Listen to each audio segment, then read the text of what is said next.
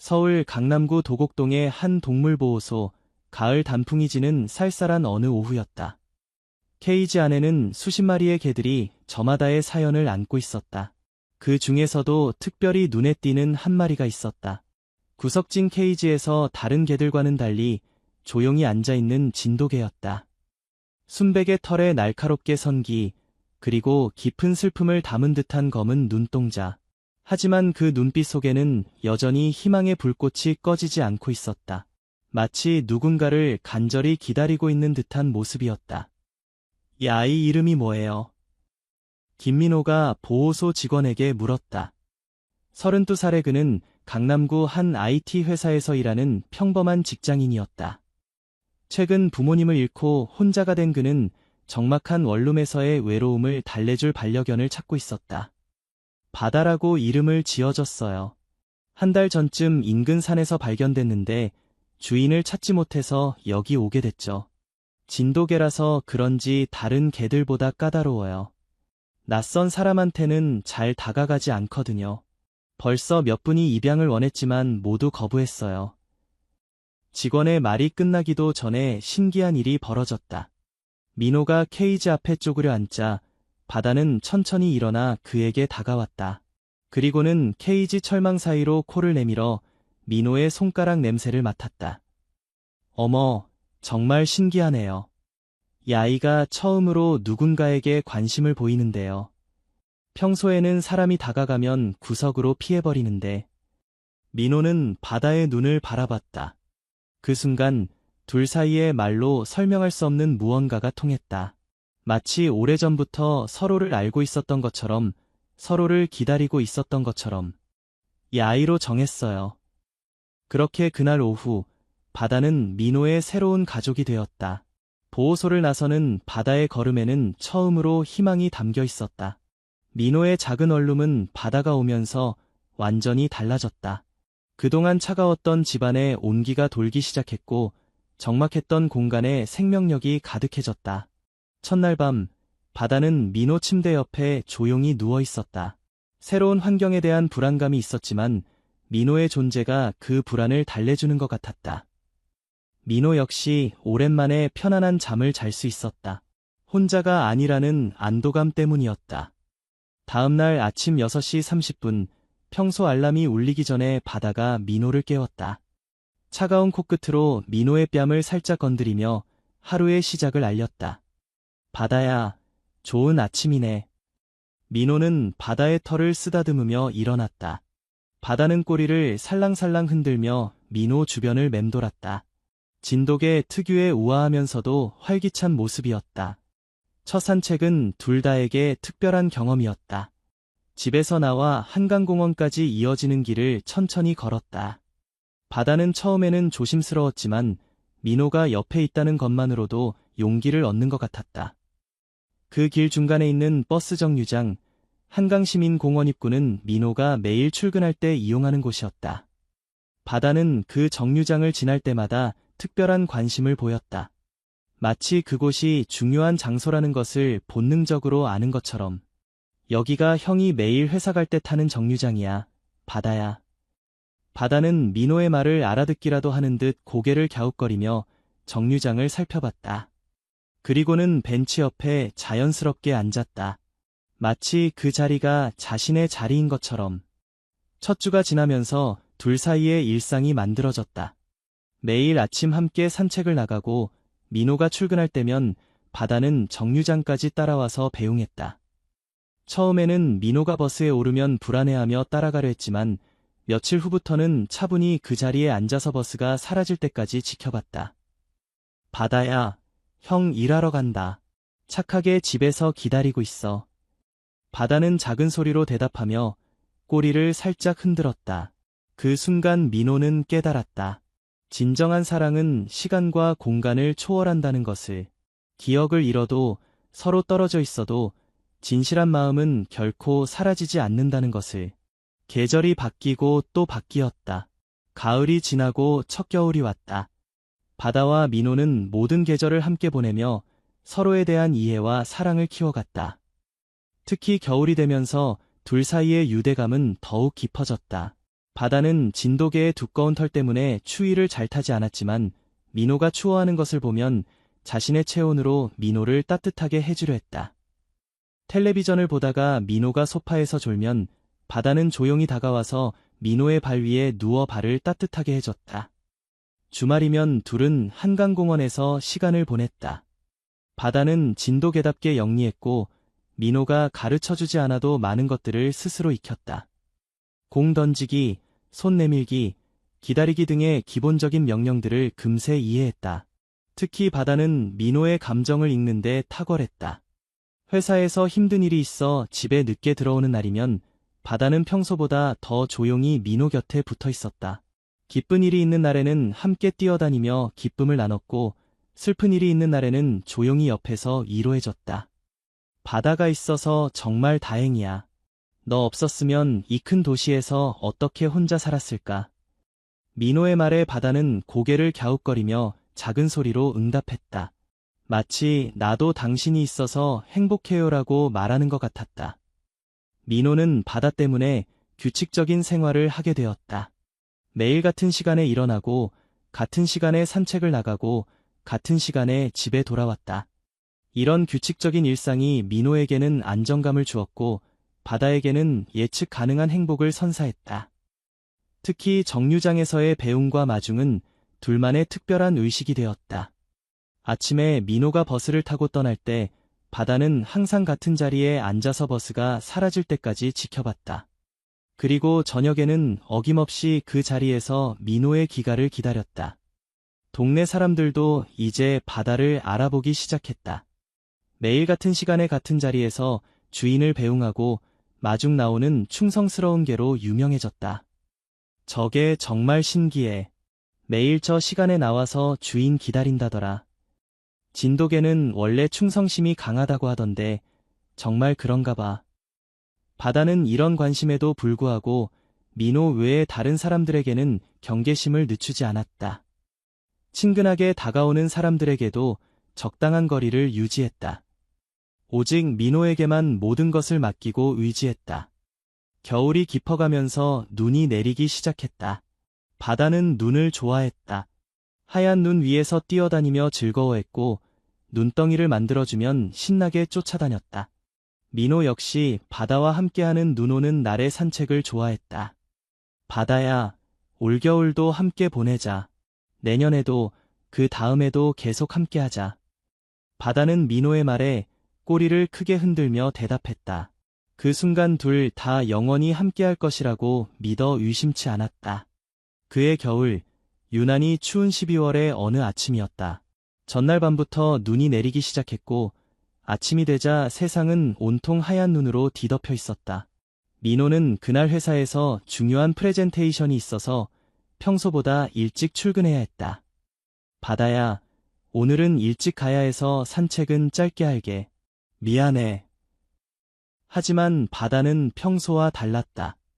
민호가 외출 준비를 하는데도 현관문 앞에서 움직이지 않고 민호를 올려다보며 작은 소리로 울었다. 그 울음소리에는 평소에 없던 간절함과 불안함이 섞여 있었다. 왜 그래, 바다야? 배고파? 민호가 사료를 더 줘도 바다는 먹지 않았다. 대신 계속해서 민호의 다리에 머리를 비비며 나가지 말라는 듯한 행동을 보였다. 목줄을 채워줘도 문 쪽으로 가지 않고 민호만 바라봤다. 바다야, 형이 늦으면 안 돼. 오늘 정말 중요한 날이야. 저녁에 맛있는 거 사다 줄게. 민호는 바다의 머리를 쓰다듬으며 달랬지만 바다의 불안한 모습은 가라앉지 않았다. 마치 무언가 불길한 일이 일어날 것을 예감하고 있는 것처럼. 시간이 촉박해진 민호는 결국 바다를 집에 두고 혼자 나갔다. 엘리베이터를 타는 순간 뒤에서 들려오는 바다의 울음소리가 평소와 달랐다. 그 소리에는 절망과 간절함이 담겨 있었다. 마치 제발 가지 마세요라고 애원하는 것 같았다. 민호는 잠시 망설였다. 바다의 이상한 행동이 신경 쓰였지만 이미 늦을 시간이었고 오늘의 프레젠테이션이 너무 중요했다. 그는 마음을 다잡고 정류장으로 향했다. 정류장에 도착했을 때 평소보다 이른 시간이라 사람이 많지 않았다. 눈이 계속 내리고 있어서 시야도 좋지 않았다. 민호는 버스를 기다리며 집에 두고 온 바다를 생각했다. 저녁에 돌아가서 바다한테 사과해야겠어. 오늘따라 왜 그렇게 이상했을까? 그때 버스가 도착했다. 민호는 버스에 올랐고 그것이 바다와 함께한 마지막 아침이 될 줄은 꿈에도 몰랐다. 버스는 눈 때문에 평소보다 천천히 달렸다. 강남대로를 지나 한강다리를 건너려는 순간이었다. 앞서가던 트럭이 빙판에 미끄러지면서 버스와 충돌했다. 버스는 중심을 잃고 가드레일을 들이받았다. 으아! 승객들의 비명소리가 터져나왔다. 민호는 앞좌석에 앉아 있었기 때문에 충격을 가장 크게 받았다. 머리를 심하게 부딪힌 그는 즉시 의식을 잃었다. 환자 상태는 어떻습니까? 뇌진탕으로 인한 중증 기억 상실증입니다. 다행히 생명에는 지장이 없지만 언제 기억이 돌아올지는 확실하지 않습니다. 심한 경우 영구적일 수도 있어요. 의사의 말에 간호사가 고개를 끄덕였다. 사고로 실려온 환자는 지갑도 휴대폰도 모두 파손되어 신원 확인이 불가능한 상태였다. 주변에 가족이나 지인이 나타나지도 않았다. 일단 신원불명 환자로 분류해서 치료를 계속하겠습니다. 민호는 병원의 한병동에서 신원불명 환자 김씨로 분류되어 치료받기 시작했다. 의식을 되찾은 그는 자신이 누구인지, 어디서 왔는지, 무엇을 하고 살았는지 전혀 기억하지 못했다. 선생님, 여기가 어디죠? 저는 누구고요? 침착하세요. 교통사고로 머리를 다치셔서 일시적으로 기억을 잃으신 겁니다. 시간이 지나면 돌아올 거예요. 하지만 며칠이 지나도 몇 주가 지나도 민호의 기억은 돌아오지 않았다. 간호사들이 보여주는 신문이나 뉴스도 낯설기만 했다. 유일하게 마음이 편안해지는 건 창밖으로 보이는 하늘과 구름, 그리고 가끔씩 꿈에서 보는 하얀 무언가였다. 그 하얀 무언가는 선명하지 않았지만 따뜻하고 부드러웠다. 꿈에서 그것을 쓰다듬을 때마다 마음이 평온해졌다. 하지만 깨어나면 그것이 무엇인지 기억해낼 수 없었다. 한편 집에서는 민호를 기다리는 바다가 있었다. 그날 저녁 6시 30분, 평소 민호가 돌아오는 시간이 되자 바다는 정류장으로 나갔다. 하지만 아무리 기다려도 민호는 나타나지 않았다. 7시, 8시, 9시. 시간이 흘러도 민호가 탄 버스는 오지 않았다. 바다는 그날 밤 집으로 돌아가지 않았다. 정류장 벤치 옆에 웅크리고 앉아서 계속 기다렸다. 눈이 내려서 온몸이 하얗게 덮여도 추위에 몸이 떨려도 바다는 그 자리를 떠나지 않았다. 다음 날 아침이 되어서야 바다는 집으로 돌아갔다. 혹시 민호가 집에 있을지도 모른다는 희망 때문이었다. 하지만 집은 텅 비어 있었다. 민호의 냄새만이 희미하게 남아 있을 뿐이었다. 바다는 민호의 침대에서 하루를 보냈다. 민호의 냄새가 가장 진하게 밴 그곳에서 주인의 귀가를 기다렸다. 하지만 저녁이 되어도 민호는 돌아오지 않았다. 이틀째, 바다는 다시 정류장으로 나갔다. 이번에는 아침부터 저녁까지 그곳에서 기다렸다. 민호가 아침에 버스를 타고 떠났으니 분명 같은 버스를 타고 돌아올 것이라고 믿었다. 바다는 정류장에 오는 모든 버스를 주의 깊게 살펴봤다. 버스 문이 열릴 때마다 귀를 쫑긋 세우고 내리는 사람들 중에 민호가 있는지 확인했다. 하지만 민호는 나타나지 않았다.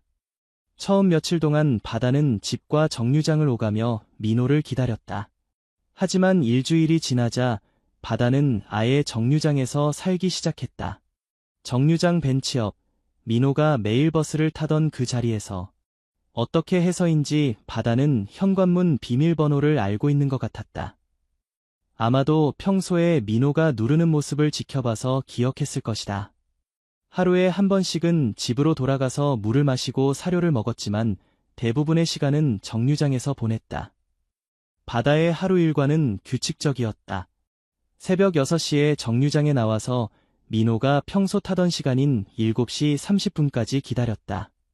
그 시간이 지나면 오후까지 나무 그늘에서 쉬었다가 민호의 퇴근 시간인 오후 6시가 되면 다시 정류장으로 나와서 기다렸다. 처음 일주일 동안은 동네 사람들이 신기해했다. 저게 왜 저기 계속 있지? 주인이 어디 갔나? 혼자 두고 여행이라도 간 건가? 매일 같은 시간에 저기 앉아 있더라. 신기해. 열흘이 지나자 몇몇 사람들이 바다에게 관심을 보이기 시작했다. 출근길에 지나가던 한 아주머니는 편의점에서 작은 소시지를 사다가 바다에게 주었다. 얘야, 주인은 어디 갔니? 여기서 뭘 기다리고 있는 거야? 배고프지? 이 개 참 신기해. 한 달째 저기 앉아서 뭘 기다리고 있는 거야? 주인이 출장이라도 간 건가? 그런데 한 달은 너무 길지 않나? 하지만 바다에게는 사람들의 동정보다 더 중요한 것이 있었다. 민호를 기다리는 것, 그것만이 바다의 전부였다. 2달, 3달이 지나면서 겨울이 지나고 봄이 왔다. 정류장 주변의 벚꽃이 피기 시작했고 바다가 처음 민호와 함께 걸었던 그 길에 새싹이 돋아났다. 바다는 여전히 그 자리에 있었다. 이제 사람들에게는 정류장의 개로 불리기 시작했다. 신기함보다는 안타까움을 느끼는 사람들이 많아졌다. 저게 정말 대단해. 몇 달째 저기서 기다리고 있어. 주인이 사고라도 당한 건 아닐까? 이렇게 오래 안 오는 건 이상해. 동물이 저렇게 충성스러울 수가 있나? 사람보다 낫네. 봄비가 내리는 날이면 바다는 정류장 지붕 아래로 피했다가 비가 그치면 다시 원래 자리로 돌아왔다. 태풍이 와도 폭우가 와도 바다는 정류장을 떠나지 않았다. 여름이 오자 더위가 심해졌다. 하지만 바다는 그늘을 찾아 자리를 옮기면서도 정류장을 놓치지 않았다. 낮에는 나무 그늘에서 쉬다가 민호의 출퇴근 시간만 되면 어김없이 정류장으로 나와서 기다렸다. 이 시기부터 일부 사람들의 반응이 달라지기 시작했다. 아직도 저기 있네. 이제 좀 무섭다. 저게 때문에 정류장이 더러워져. 누가 좀 치워줬으면 좋겠는데. 밤에 혼자 지나갈 때 무서워. 갑자기 짖으면 어떡하지? 하지만 바다는 한 번도 사람을 해치거나 위협한 적이 없었다. 그저 조용히 자신의 자리를 지킬 뿐이었다. 가끔 친근하게 다가오는 아이들에게는 꼬리를 흔들어주기도 했지만 기본적으로는 모든 에너지를 민호를 기다리는 데 집중했다. 바다의 모습에도 변화가 보이기 시작했다. 여전히 건강해 보였지만 눈빛에는 깊은 그리움과 슬픔이 서려 있었다. 하지만 그 속에서 여전히 희망의 불꽃은 꺼지지 않고 있었다. 1년이 지나자 사람들의 반응은 완전히 달라졌다. 처음에 호기심과 동정은 사라지고 이제는 귀찮음과 무관심으로 바뀌었다. 저게 아직도 있네. 정말 끈질기다. 누가 신고 안 했나? 관리사무소에서 뭐 하는 거야? 이제 정말 보기 안 좋아. 정류장 이미지도 나빠지고 어떤 사람들은 바다를 쫓아내려고 시도했다. 우산으로 위협하거나 큰 소리로 소리치며 다른 곳으로 가라고 했다. 심지어 물을 뿌리는 사람도 있었다. 저리 가. 여기서 뭘 하고 있는 거야. 하지만 바다는 움직이지 않았다. 도망가지도 않았고 공격적인 모습을 보이지도 않았다. 그저 조용히 자신의 자리로 돌아와서 앉을 뿐이었다. 마치 그곳이 자신이 있어야 할 유일한 장소라는 듯이. 2년째 겨울이 왔다. 이번 겨울은 유난히 추웠다. 바다의 털은 여전히 하얗고 두꺼웠지만 몸집은 조금 작아진 것 같았다. 규칙적으로 음식을 주는 사람들이 있었지만 집에서 먹던 것만큼 충분하지는 않았다. 폭설이 내린 어느 날 바다는 눈 속에 반쯤 파묻힌 채로 정류장을 지키고 있었다. 그 모습을 본 한 시민이 마침내 구청에 민원을 넣었다. 정류장에 개 한 마리가 2년째 계속 있어요. 위험해 보이고 보기에도 좋지 않아요. 빨리 처리해주세요. 며칠 후 동물보호센터 포획팀이 출동했다. 그들은 포획망과 마취총, 그리고 이동용 케이지를 준비한 채 조심스럽게 바다에게 접근했다. 저기 있네. 순순히 따라올까? 포획팀장이 동료들에게 지시했다. 하지만 바다는 도망가지 않았다. 대신 더욱 정류장 벤치 쪽으로 몸을 붙였다. 마치 그곳이 자신의 마지막 피난처라는 듯이. 이상하네. 보통 개들은 우리를 보면 도망가거나 짖는데 그냥 포획하죠. 민원도 들어왔고 오래 끌 일도 아니에요. 하지만 포획팀 중 나이가 많은 한 직원이 손을 들어 제지했다. 모든 사람들이 바다를 바라봤다. 바다의 눈에는 두려움이 아닌 간절함이 담겨 있었다. 마치 제발 이해해 달라고 호소하는 것 같았다. 저 개가 뭔가 기다리고 있는 것 같지 않나요? 그냥 버려진 개라면 저렇게 한 자리를 지키지 않을 텐데. 그때 지나가던 한 시민이 다가왔다. 매일 이 길로 출근하는 회사원이었다. 저 개요. 2년 넘게 저기 있어요. 매일 같은 시간에 와서 버스 보고 앉아 있다가 저녁에 어디론가 가요. 다른 시민도 거들었다. 맞아요. 저 개는 정말 특별해요. 다른 개들처럼 짖지도 않고 사람 따라다니지도 않아요. 오직 버스에서 내리는 사람들만 바라보고 있어요. 포획팀장은 고민에 빠졌다. 민원은 처리해야 하지만 이 개에게는 뭔가 특별한 사연이 있는 것 같았다. 일단 오늘은 가지요. 좀 더 지켜본 후에 결정하겠습니다. 포획팀은 그날 바다를 데려가지 않기로 했다. 대신 정기적으로 관찰하고 주민들의 의견을 더 들어보기로 약속했다. 3년째 봄이 왔다. 바다는 여전히 정류장을 지키고 있었다. 이제 그의 이야기는 동네 사람들 사이에서 유명해졌지만 더 넓은 세상에는 알려지지 않은 상태였다. 그러던 어느 날 우연히 정류장을 지나던 한 대학생이 바다의 모습을 스마트폰으로 찍었다. 매일 같은 자리에서 누군가를 기다리는 진돗개의 모습이 너무 인상적이었기 때문이다. 김소영이라는 이름의 그 학생은 동물을 사랑하는 평범한 대학생이었다. 그녀는 며칠 동안 바다를 관찰한 후 근처 상인들에게 바다의 이야기를 들었다. 이 개가 3년째 저기 앉아서 주인을 기다리고 있다고요. 네, 정말 신기해요. 처음에는 며칠만 그럴 줄 알았는데 벌써 3년이 됐네요. 비가 와도 눈이 와도 저기 있어요. 소영은 감동받았다. 서울 강남구 한 정류장에서 3년째 주인을 기다리고 있는 진돗개가 있습니다. 이 개는 매일 아침 7시부터 저녁 8시까지 같은 자리에서 버스에서 내리는 사람들을 바라보며 앉아 있습니다.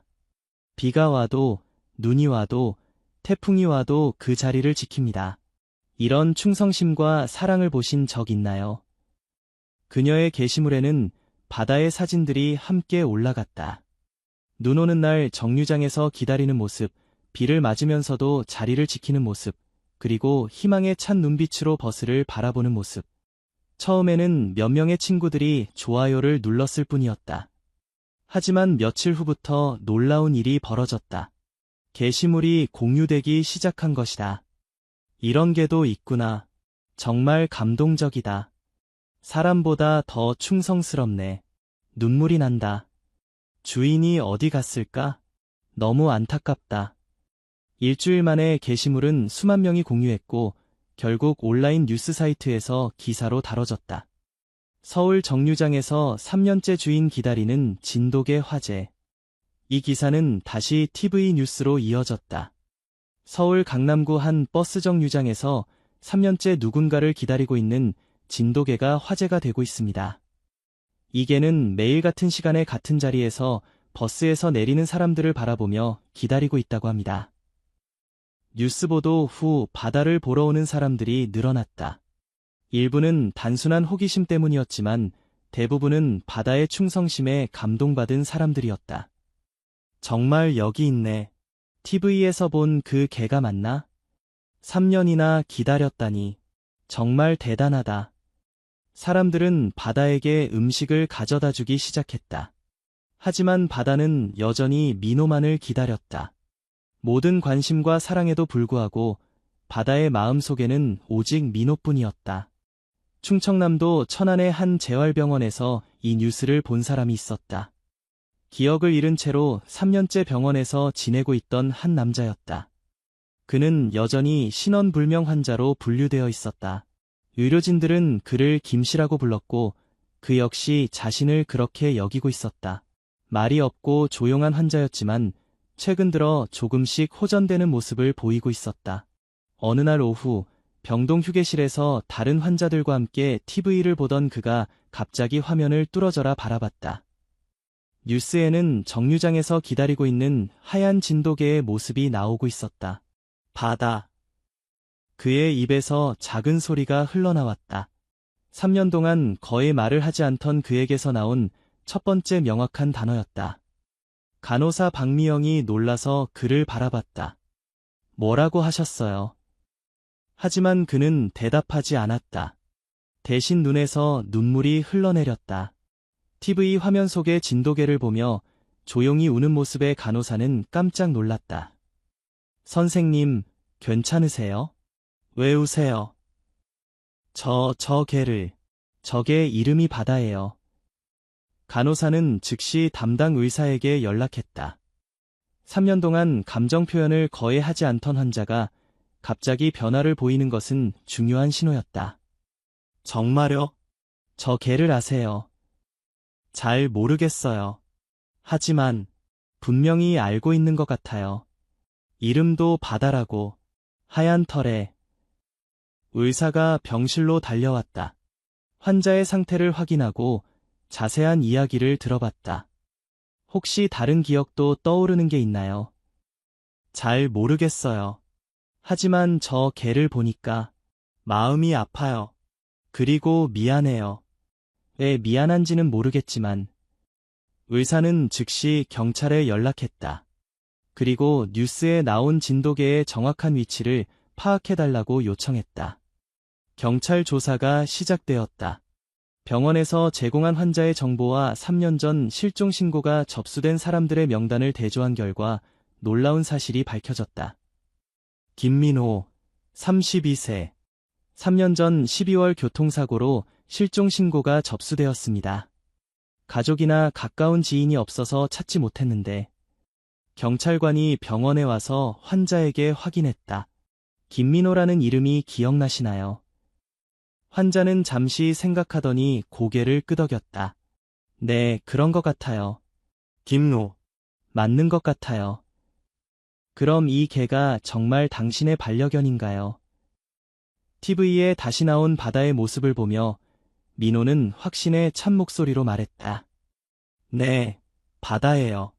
제가 키우던 바다가 맞아요. 매일 아침 정류장에서 저를 배웅해주던. 민호의 기억이 조금씩 돌아오기 시작했다. 완전하지는 않았지만 바다와 관련된 추억들이 퍼즐 조각처럼 맞춰지기 시작했다. 매일 아침 7시 30분에 버스를 탔어요. 바다가 항상 정류장에서 배웅해줬고 저녁에는 6시 30분에 와서 저를 기다려줬어요. 경찰은 즉시 동물보호센터에 연락해 바다의 상태를 확인했다. 그리고 민호가 퇴원할 수 있을 정도로 회복되면 만날 수 있도록 조치를 취했다. 의사는 놀라워했다. 정말 신기한 일입니다. 반려동물과의 강한 유대감이 뇌의 기억 저장 부분을 자극한 것 같네요. 이런 경우는 의학적으로도 매우 드물어요. 민호는 하루라도 빨리 바다를 만나고 싶어 했다. 3년 동안 잃어버렸던 시간, 바다가 혼자 보냈을 시간을 생각하니 마음이 아팠다. 바다가 정말 3년 동안 저를 기다렸다고요.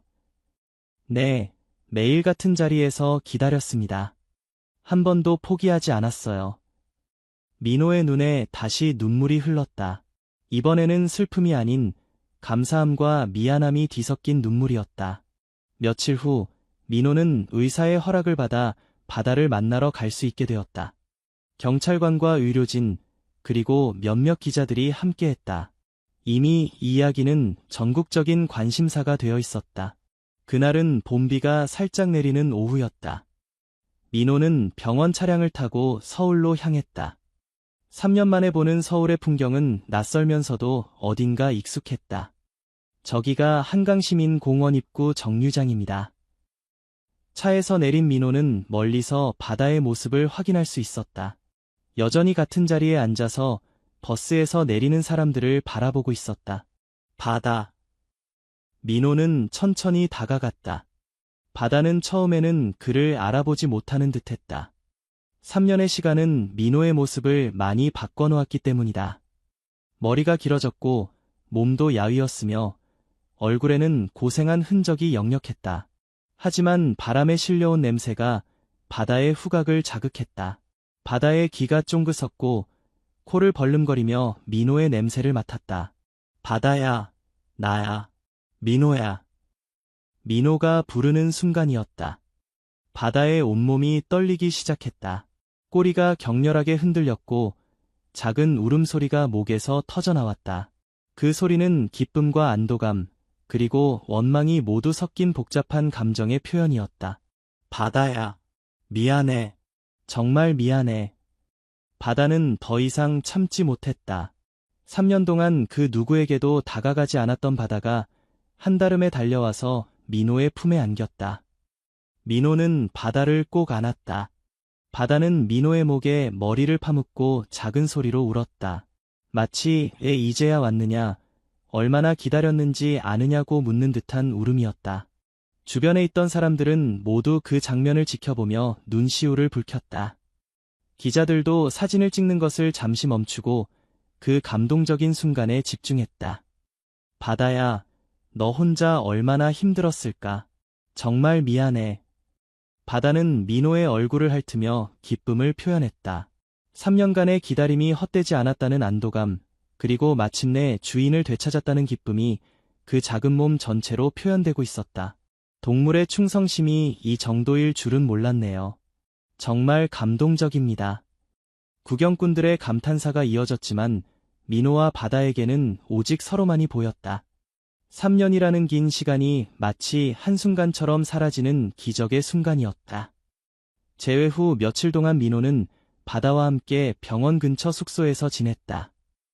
의사들은 민호의 기억 회복을 위해 바다와의 시간이 중요하다고 판단했기 때문이다. 놀랍게도 바다와 함께 있으면서 민호의 기억이 빠르게 돌아오기 시작했다. 완전하지는 않았지만 바다와 함께했던 소중한 순간들이 선명하게 떠올랐다. 매일 아침 6시 30분에 바다가 깨워졌어요. 그리고 함께 산책을 나가서 정류장에서 버스를 탔죠.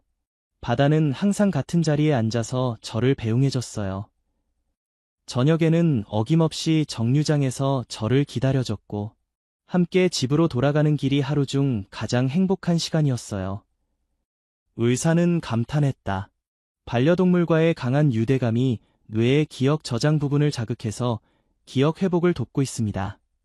이런 경우는 정말 드물어요. 바다가 민호 씨의 최고의 치료제네요. 민호는 병원 치료를 마치고 서울로 돌아왔다. 예전 집은 이미 다른 사람이 살고 있었기 때문에 새로운 곳에서 바다와 함께 생활을 시작했다.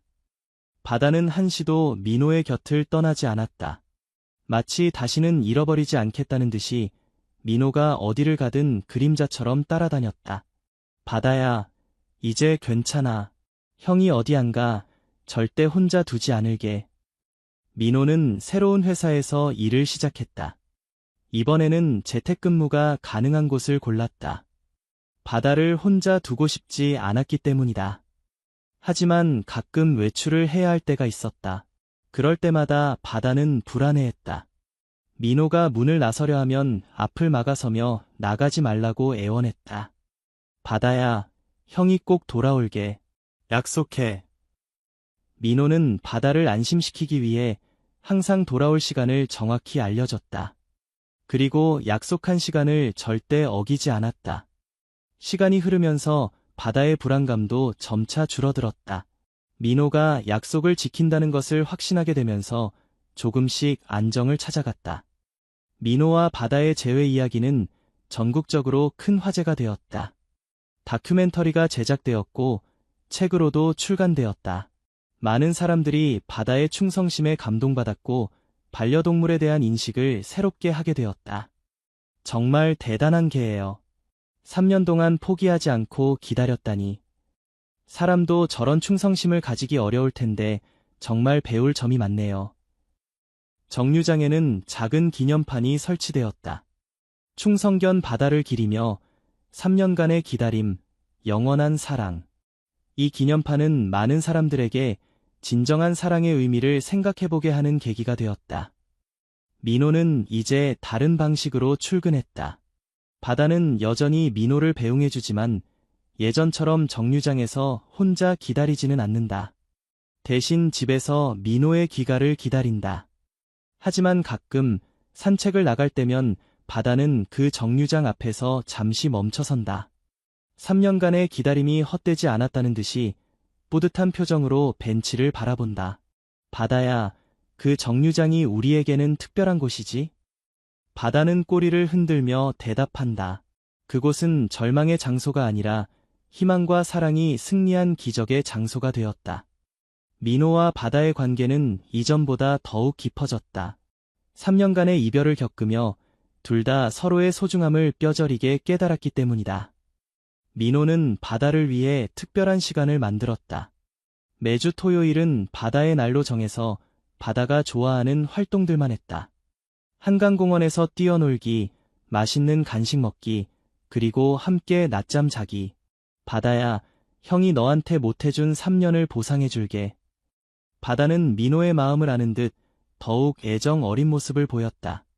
예전보다 더 자주 민호에게 다가와서 머리를 비비고 밤에는 민호 침대 옆에서 잠을 잤다. 어느 날 저녁, 민호가 바다의 털을 빗겨주며 물었다. 바다야, 그 긴 시간 동안 정말 힘들었지? 한 번도 포기하고 싶지 않았어? 바다는 민호의 무릎에 머리를 올리고 편안하게 숨을 쉬었다. 그 모습에서 민호는 답을 얻을 수 있었다. 바다에게는 포기라는 선택지가 애초에 없었던 것이다. 너 덕분에 나는 다시 살아날 수 있었어. 기억을 잃었을 때도 어딘가에서 너를 생각하는 마음만은 사라지지 않았던 것 같아. 민호와 바다의 이야기는 한국 사회에 큰 파장을 일으켰다. 단순한 감동 스토리를 넘어서 현대 사회의 여러 문제들을 되돌아보게 하는 계기가 되었다. 많은 사람들이 반려동물에 대한 인식을 바꾸기 시작했다. 바다의 이야기를 듣고 유기견 보호소에 입양 문의가 급증했고 특히 진돗개에 대한 관심이 크게 늘어났다. 바다 같은 개를 우리도 키우고 싶어요. 진돗개가 정말 충성스럽다는 게 사실이네요. 동물보호소 관계자들은 이런 변화를 반겼다. 바다의 이야기 덕분에 많은 사람들이 유기견 입양에 관심을 가지게 되었어요. 특히 나이 든 개들도 입양되는 경우가 늘었습니다. 또한 이 이야기는 현대인들의 관계에 대해서도 생각해보게 했다. SNS 시대에 살면서도 진정한 유대감을 갖지 못하는 사람들에게 바다의 무조건적인 사랑은 큰 감동을 주었다. 대학교에서는 바다의 이야기를 주제로 한 토론회가 열렸고 초등학교에서는 도덕 시간에 이야기를 다뤘다. 여러분, 바다처럼 누군가를 끝까지 믿고 기다려본 경험이 있나요? 바다가 보여준 것은 단순한 충성심이 아니라 진정한 사랑이에요. 재회 후 1년이 지나면서 민호와 바다는 완전히 새로운 일상에 적응했다. 민호의 기억도 거의 대부분 돌아왔고 바다의 트라우마도 많이 회복되었다. 민호는 이제 정기적으로 강연을 다녔다. 바다와의 이야기를 통해 사람들에게 진정한 사랑과 기다림의 의미를 전하는 일이었다. 사랑한다는 것은 상대방을 믿는 것입니다. 바다는 3년 동안 저를 믿어줬어요. 제가 반드시 돌아올 것이라고, 함께 약속한 그 자리에서 만날 수 있을 것이라고 믿었습니다. 강연장에서 민호의 옆에는 항상 바다가 있었다. 바다는 이제 많은 사람들 앞에서도 차분하게 앉아 있을 수 있게 되었다. 여전히 민호 외에 다른 사람들과는 거리를 두지만 예전만큼 경계하지는 않았다. 바다는 제게 가장 큰 선생님입니다. 포기하지 않는 마음, 끝까지 믿는 마음, 그리고 무조건적인 사랑이 무엇인지 가르쳐줬어요. 청중들은 민호의 이야기에 깊이 빠져들었고 많은 사람들이 눈물을 흘렸다. 한편 바다는 민호와 함께 정기적으로 동물보호소를 방문했다. 유기견들을 위로하고 입양을 기다리는 개들에게 희망을 주는 역할을 했다. 바다야, 너도 한때는 저기 있었잖아. 이제 다른 친구들을 도와주자. 바다는 보호소의 개들과 조용히 시간을 보냈다. 마치 포기하지 마, 너희에게도 좋은 가족이 생길 거야라고 말하는 것 같았다. 민호와 바다는 재회 후 처음으로 사계절을 온전히 함께 보냈다. 각 계절마다 새로운 추억을 만들어가며 과거의 상처를 치유해갔다. 봄에는 한강공원에서 벚꽃 구경을 했다. 바다는 흩날리는 꽃잎들 사이에서 뛰어다니며 즐거워했다. 바다야, 우리가 처음 만난 것도 봄이었지? 새로운 시작의 계절이야. 여름에는 계곡으로 여행을 갔다. 바다는 처음에는 물을 무서워했지만 민호와 함께라면 무엇이든 할 수 있다는 것을 보여줬다. 우리 바다가 수영도 하네. 정말 용감해. 가을에는 단풍 구경을 하며 조용한 시간을 보냈다. 바다는 낙엽 위를 걸으며 바스락거리는 소리를 즐겼다. 가을은 우리가 처음 만난 계절이야. 그때의 마음을 잊지 말자. 겨울에는 눈 오는 날 함께 산책했다. 바다에게는 특별한 의미가 있는 계절이었다. 3년간의 겨울을 혼자 보낸 기억이 있었기 때문이다. 이제는 혼자가 아니야. 바다야. 앞으로 모든 겨울을 함께 보내자. 바다는 눈 위에서 뛰어놀며 진심으로 행복해하는 모습을 보였다. 과거의 아픈 기억들이 새로운 행복한 추억들로 대체되어 가는 것 같았다. 시간이 흐르면서 민호는 바다의 마음을 더욱 깊이 이해하게 되었다. 바다가 3년 동안 겪었을 감정들, 그 긴 시간 동안의 심리적 변화들을 조금씩 알아갔다. 동물 행동학 전문가와의 상담을 통해 민호는 놀라운 사실을 알게 되었다. 바다는 단순히 주인을 기다린 것이 아닙니다. 매일 같은 시간에 같은 행동을 반복하면서 자신만의 희망을 유지했어요. 이것은 정신적으로 매우 높은 수준의 대처 능력입니다. 진돗개는 원래 충성심이 강하지만 바다의 경우는 그것을 넘어선 수준이에요. 주인과의 유대감이 그만큼 특별했다는 증거입니다. 민호는 바다에 대한 미안함과 고마움이 더욱 커졌다. 바다야, 너는 나보다 훨씬 강한 존재였구나. 그 어려운 시간을 혼자서 견뎌냈다니. 바다는 민호의 말에 꼬리를 흔들며 대답했다. 마치 당신을 사랑했기 때문에 가능했어요라고 말하는 것 같았다. 민호는 바다에게서 많은 것을 배웠다. 인내의 힘, 희망을 잃지 않는 마음, 그리고 무엇보다 진정한 사랑의 의미를. 사람들은 조건부 사랑을 하지만 바다는 무조건적인 사랑을 보여줬어요. 이것이 진짜 사랑이구나 싶었어요. 민호와 바다의 이야기가 널리 알려지면서 둘은 다양한 사회공헌 활동에 참여하게 되었다. 먼저 유기견 보호소 후원 활동을 시작했다. 민호는 자신의 강연료 일부를 정기적으로 기부했고 바다는 보호소의 홍보대사 역할을 했다. 바다처럼 특별한 개들이 보호소에 많이 있어요. 그들도 사랑받을 자격이 있습니다. 또한 노인요양원을 정기적으로 방문했다. 바다는 할아버지, 할머니들에게 큰 위로가 되었다. 이 개가 3년 동안 주인을 기다렸다고? 정말 대단하구나. 우리도 가족들이 보러 와주기를 기다리고 있는데 이 개를 보니 희망이 생기네. 바다는 노인분들의 손을 살짝 핥아주며 따뜻함을 전했다. 그 모습에 많은 어르신들이 위로를 받았다. 아동병원 방문도 정기적인 일정이 되었다. 아픈 아이들에게 바다는 특별한 친구가 되었다. 바다야, 나도 엄마 아빠가 올 때까지 기다릴게. 너처럼 용감하게. 어린 환자의 말에 민호는 마음이 뭉클했다. 바다의 이야기가 이렇게 많은 사람들에게 희망과 용기를 주고 있다는 것이 놀라웠다. 민호와 바다의 이야기는 계속해서 미디어의 관심을 받았다.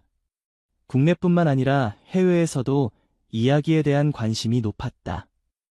일본의 한 방송국에서 다큐멘터리 제작을 위해 한국을 방문했다. 일본에도 하치코라는 유명한 충성견이 있지만 바다의 이야기는 또 다른 감동을 줍니다.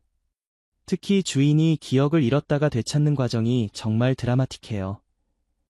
미국의 한 출판사에서는 바다의 이야기를 책으로 출간하고 싶다는 제안을 해왔다. 전 세계 사람들이 바다의 이야기를 통해 진정한 사랑의 의미를 깨달았으면 좋겠어요. 하지만 민호는 상업적 이용보다는 교육적 목적에 더 관심이 있었다. 바다의 이야기가 돈벌이 수단이 되는 것은 원하지 않아요. 대신 더 많은 사람들이 동물 보호에 관심을 가지게 되었으면 좋겠어요. 민호는 바다와의 경험을 통해 내면적으로 크게 성장했다. 이전에 그는 평범한 직장인으로서 별다른 목표나 열정 없이 살아가고 있었다. 하지만 바다를 만나고 잃고 다시 찾는 과정에서 인생의 진정한 가치를 깨달았다. 예전에 저는 그냥 하루하루를 무의미하게 보내고 있었어요. 하지만 바다를 통해 사랑의 진정한 의미를 알게 되었고 제 인생의 목적도 찾게 되었어요. 민호는 이제 동물 복지 관련 비영리 단체에서 일하기 시작했다. IT 분야의 경험을 살려서 온라인 플랫폼을 구축하고 유기견 입양을 돕는 시스템을 만들었다.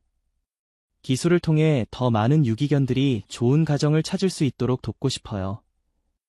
바다 역시 민호의 일을 이해하는 듯했다. 사무실에 함께 나가서 조용히 민호 옆에 앉아 있곤 했다. 바다야, 우리가 함께 좋은 일을 하고 있는 거 맞지?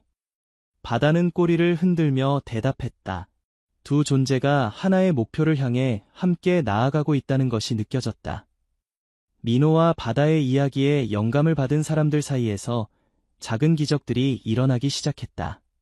한 할머니는 10년 전에 잃어버린 고양이를 포기하지 않고 계속 찾았고 결국 동물보호소에서 재회할 수 있었다. 바다 이야기를 보고 희망을 잃지 않기로 했어요. 그랬더니 정말 기적이 일어났네요. 한 부부는 바다의 이야기에 감동받아 유기견 보호소에서 나이든 개를 입양했다. 젊은 개들은 금방 입양되지만 나이든 개들은 그렇지 못해요. 바다처럼 나이가 들어도 사랑받을 자격이 있다고 생각해서 입양했습니다. 또 다른 가족은 바다의 이야기를 듣고 가족 간의 소중함을 다시 깨달았다. 바다가 3년을 기다렸는데 우리는 서로를 왜 이해하려 하지 않았을까요? 이야기를 통해 가족의 의미를 다시 생각하게 되었어요. 민호는 이런 이야기들을 들을 때마다 바다에게 고마워했다. 바다야, 내 덕분에 이렇게 많은 사람들이 행복해지고 있어. 정말 자랑스러워. 재회 후 2년이 지났다. 민호와 바다는 이제 완전히 안정된 일상을 보내고 있었다. 바다는 8살이 되었고 예전보다 조금 더 차분해졌지만 여전히 건강하고 활발했다. 어느 가을 저녁, 민고와 바다는 그 유명한 정류장을 다시 방문했다. 이제 그곳에는 작은 동상이 세워져 있었다. 정류장에서 기다리는 바다의 모습을 형상화한 것이었다. 바다야, 저 동상 멋지지? 내가 모델이야. 바다는 동상을 신기하게 바라봤다. 그리고는 예전 자신의 자리였던 벤치 옆에 조용히 앉았다. 그때 정말 힘들었지? 하지만 포기하지 않아서 고마워. 덕분에 우리가 다시 만날 수 있었어. 민호는 바다의 털을 쓰다듬으며 말했다. 바다야, 앞으로도 영원히 함께하자. 이번에는 내가 절대 너를 혼자 두지 않을게. 약속해. 바다는 민호를 바라보며 꼬리를 흔들었다. 그 눈빛에는 더 이상 불안이나 걱정이 없었다. 오직 평온함과 행복만이 있었다. 해가 저물어가는 정류장에서 두 존재는 서로를 바라보며 영원한 약속을 나누었다. 어떤 일이 있어도 서로를 사랑하고 보호하고 함께할 것이라는 약속을. 지금도 서울 강남구 한강시민공원 입구 정류장에는 많은 사람들이 바다의 이야기를 찾아온다. 그들은 작은 동상을 보며 진정한 사랑의 의미에 대해 생각한다. 3년이라는 시간, 1095일 동안 한자리를 지킨 바다의 이야기는 단순한 동물의 충성심을 넘어선다. 그것은 희망을 잃지 않는 마음, 끝까지 믿고 기다리는 사랑, 그리고 기적을 만들어내는 신념의 힘에 대한 이야기다. 민호와 바다는 여전히 행복하게 살고 있다. 바다는 이제 10살이 되었지만 여전히 민호의 최고의 친구이자 동반자다. 민고는 동물 복지 분야에서 계속 일하며 바다와 함께 더 많은 사람들에게 사랑의 메시지를 전하고 있다. 매년 바다의 생일이 되면 정류장에서 작은 기념행사가 열린다. 동물을 사랑하는 사람들이 모여서 바다의 이야기를 나누고 유기동물 보호에 대한 관심을 높이는 시간을 갖는다. 바다는 우리에게 보여줬어요. 진정한 사랑은 조건이 없다는 것을, 기다림은 헛되지 않는다는 것을, 그리고 믿음은 기적을 만든다는 것을요. 민호의 말처럼 바다의 이야기는 계속해서 많은 사람들의 마음에 울림을 주고 있다. 오늘도 어디선가 누군가를 기다리는 존재들이 있을 것이다. 사랑하는 사람을, 잃어버린 가족을, 더 나은 내일을. 그 모든 기다림이 헛되지 않기를, 모든 사랑이 보답받기를, 그리고 모든 기다림의 끝에 바다와 민호처럼 따뜻한 재해가 있기를 바란다. 사랑은 기다림이고, 기다림은 희망이며, 희망은 기적을 만든다. 바다가 우리에게 가르쳐준 이 소중한 진리를 우리는 결코 잊지 말아야 할 것이다.